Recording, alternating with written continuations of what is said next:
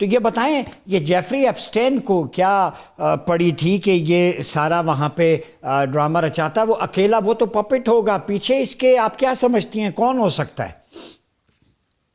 देखिए, उसकी Jeffrey Epstein की जो कॉन्फिडेंट है, जो अब जेल में है, गैलीन और गैसलीन दो प्रोनाउंसिएशन है, उसकी फ्रेंच औरत है उसकी, मैक्सवेल, उसका बाप जो था रॉबर्ट मैक्सवेल, वो MI6 का स्पाई रहा और फिर मोसाद के लिए काम करता रहा। और एक हादसे में उसकी उसकी मौत हो गई, और जिसका आज तक पता नहीं चल सका कि रॉबर्ट मैक्सवेल जो है वो बड़े मशकूक हालात में जो है वो डूब के जो है वो मर गया।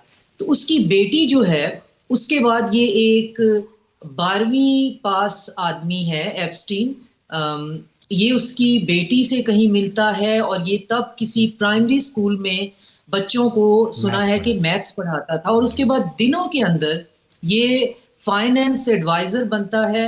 और इसके ताने बाने जो हैं वो उसी डीप ब्रिटिश एस्टेब्लिशमेंट से मिलते हैं और मोसाद से मिलते हैं, और फिर इनको एक पूरा नेक्सस बना के दिया जाता है कि आपने एलीट को कैसे करना है। और एलीट जो है वो सारी ही कैप्चर हो गई, कोई एक ही होगा। हम इंतजार में हैं कि कोई कोई तो हो जो हमें पता चले कि वो एप्स्टीन फाइल में नहीं है।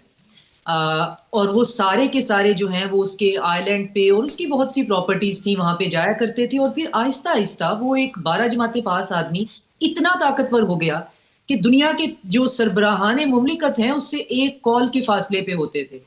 कभी वो किसी जो है वो दो मुमलिकत के जो हैं वो सरबराहान को आपस में मिलवा रहा होता था, और सारा काम वो सिर्फ इसराइल के लिए करता था।